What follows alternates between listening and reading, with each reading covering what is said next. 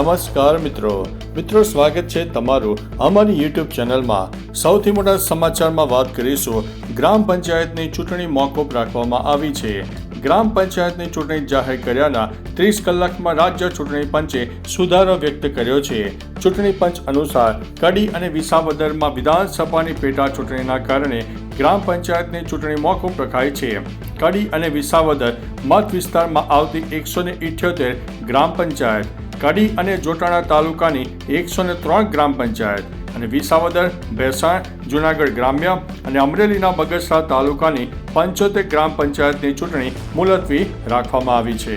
મિત્રો, અન્ય મહત્વના સમાચારની વાત કરીએ તો ભૂકંપની ગઈકાલે તારીખ 30 મેના રોજ પાકિસ્તાનમાં 4.2ની તીવ્રતાનો શક્તિશાળી ભૂકંપ આવ્યો, તો બીજી તરફ મ્યાનમારમાં પણ 4.2ની તીવ્રતાનો આંચકો આવ્યો। તિબેટમાં પણ 3.5ની તીવ્રતાનો આંચકો નોંધાઈ ગયો છે। મિત્રો, અન્ય મહત્વના સમાચારની વાત કરીએ તો અનુસૂચિત જનજાતિના 357 દાખલા ઇસ્યુ કરનારા નાયબ મામલતદારને સસ્પેન્ડ કરવામાં આવ્યા છે। મહીસાગર જિલ્લાના કડાણા મામલતદાર કચેરીના નાયબ મામલતદારે મામલતદારનો ચાર્જ ન હોવા છતાં અડધા દિવસમાં જ 357 અનુસૂચિત જનજાતિના દાખલા ઇસ્યુ કરી દીધા હોવાની ચોંકાવનારી વિગતો બહાર આવી છે। આ મામલે કાર્યવાહી કરતા તેઓને તાત્કાલિક અસરથી સસ્પેન્ડ કરાયા હતા, સાથે તેમને ઇસ્યુ કરેલા જાતિના દાખલાઓ રદ કરવાની પ્રક્રિયા પણ હાથ ધરવામાં આવી છે। મિત્રો, અન્ય મહત્વના સમાચારની વાત કરીએ તો રોષે ભરાયેલા ગ્રામજનોએ 200 ડમ્પર અટકાવ્યા છે। બચાવમાં ગ્રામજનોએ મીઠા ભરેલી ઓવરલોડ ગાડીઓ સામે વિરોધ વ્યક્ત કર્યો છે, જેમાં ગ્રામજનોએ 200 જેટલા ડમ્પર અટકાવ્યા હતા। ઓવરલોડ વાહનોથી રસ્તાની હાલત કાયમ બિસ્માર રહે છે। એસટી બસ, એમ્બ્યુલન્સ જેવા સરકારી વાહનો પણ આવી શકતા નથી, જેના પગલે ગ્રામજનો રોષે ભરાયા હતા અને રસ્તા રોકો આંદોલન પણ કર્યું હતું। મિત્રો, અન્ય મહત્વના સમાચારની વાત કરીએ તો સુપ્રીમ કોર્ટને 3 નવા ન્યાયાધીશો મળશે, રાષ્ટ્રપતિએ આપી છે મંજૂરી। કેન્દ્ર સરકારે સુપ્રીમ કોર્ટમાં 3 નવા ન્યાયાધીશોની નિમણૂક માટે જાહેરનામું બહાર પાડ્યું છે। કોલેજિયમની ભલામણ પર રાષ્ટ્રપતિએ કર્ણાટક હાઈકોર્ટના chief justice N V Anjaria, Guwahati હાઈકોર્ટના ચીફ જસ્ટિસ વિજય બિશ્નોઈ અને બોમ્બે હાઈકોર્ટના ચીફ જસ્ટિસ એસ ચંદુકરની નિમણૂકને મંજૂરી આપી દીધી છે। હવે સુપ્રીમ કોર્ટમાં ન્યાયાધીશો મંજૂરની સંખ્યા 34ની આસપાસ થઈ ગઈ છે।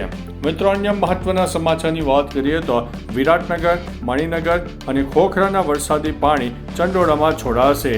અમદાવાદ મહાનગરપાલિકાના સ્ટેન્ડિંગ કમિટીના ચેરમેન દેવાંગ દાણીએ કહ્યું છે કે શહેરમાં પ્રી મોન્સૂન કામગીરી અંતિમ તબક્કામાં ચાલી રહી છે। શહેરમાં 67,000 કેચ પીટની સફાઈનો બીજો તબક્કો ચાલુ છે। આ ઉપરાંત તળાવ ઊંડા કરવાની કામગીરી પણ ચાલુ છે। ખારીકટ કેનાલનું કામ પૂર્ણતાના આરે છે।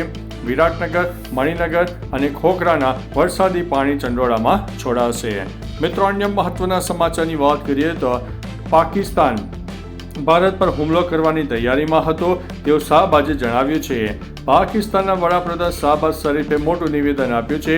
તેમણે કહ્યું છે કે પાકિસ્તાની સેના સવારે 4:30 વાગ્યે ફજરની નમાઝ પછી ભારત પર હુમલો કરવાની હતી, પરંતુ અમે આપણા દુશ્મનને પાઠ ભણાવીએ તે પહેલાં જ ભારતે બ્રહ્મોસ મિસાઇલથી હુમલો કર્યો। ભારતે પાકિસ્તાનના અનેક એરપોર્ટ અને રાવલપિંડીમાં અનેક સ્થળોએ હુમલો કર્યો હતો। મિત્રો, અન્ય મહત્વના સમાચારની વાત કરીએ તો વડોદરામાં રોડ પર પડેલા ભૂવાનો અનોખો વિરોધ વ્યક્ત કરવામાં આવ્યો છે। વડોદરાના કેટલાક રહેવાસીઓએ મહાનગરપાલિકા દ્વારા કોર્ડન કરાયેલા ભૂવાના સ્થળે જઈને દીવાબત્તી કરીને શ્રીફળ વધેર્યું હતું। જો કે આ અનોખા વિરોધ અંગે ઘણી રમૂજ ફેલાવા પામી છે। કેટલાક લોકો કહેતા હતા કે શહેરમાં વધુ ને વધુ ભૂવા પડે અને ભ્રષ્ટાચારીના ઘર ભરાય, તેના કટાક્ષ સ્વરૂપે આવો વિરોધ કરવામાં આવ્યો છે। મિત્રો, અન્ય મહત્વના સમાચારની વાત કરીએ તો વિસાવદરની બેઠકની હાર જીતમાં પાટીદારોની ભૂમિકા મહત્વની છે। આમ આદમીએ તો પેટા ચૂંટણી જાહેર થાય તે પહેલા જ ગોપાલ ઇટાલિયાનું નામ જાહેર કર્યું હતું। ઇટાલિયા ગુજરાતમાં આપના અધ્યક્ષ રહી ચૂક્યા છે। ઇટાલિયા પાટીદાર તો છે જ, પરંતુ તેઓ યુવાન અને ખૂબ જ અગ્રેસિવ પણ છે। લોકોમાં પણ તેમની લોકપ્રિયતા છે।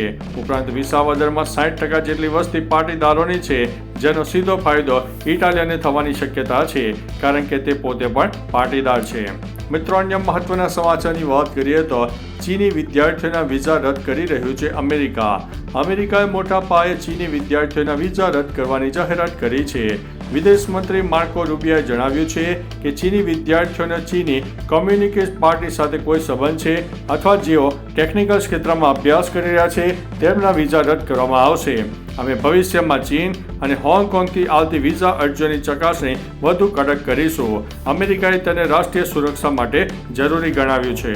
મિત્રો, અન્ય મહત્વના સમાચારની વાત કરીએ તો પીએમએ એવી વાત કરી જાણે કે તે દરેક મહિલાના પતિ હોય તેવું મમતા બેનર્જીએ જણાવ્યું છે. પશ્ચિમ બંગાળના મુખ્યમંત્રી મમતા બેનર્જીએ ગુરુવારે કોલકાતામાં વડાપ્રધાન નરેન્દ્ર મોદી પર વિવાદાસ્પદ ટિપ્પણી કરી હતી. તેમણે કહ્યું છે કે પીએમ મોદી એવી રીતે વાત કરી રહ્યા છે કે જાણે તેઓ દરેક મહિલાના પતિ હોય. તે પોતાની પત્નીને કેમ સિંદૂર નથી આપતા?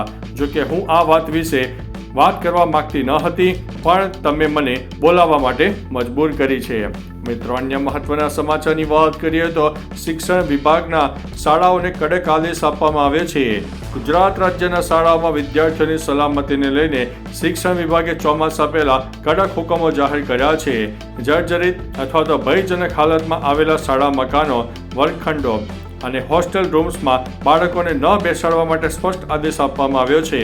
તમામ સરકારી શાળાઓ, કસ્તુરબા ગાંધી બાલિકા વિદ્યાલયો અને હોસ્ટેલમાં શૈક્ષણિક હેતુના તમામ બાંધકામોની સલામતીની ચકાસણી કરીને પ્રમાણપત્ર રજૂ કરવાનું ફરજિયાત કરાયું છે.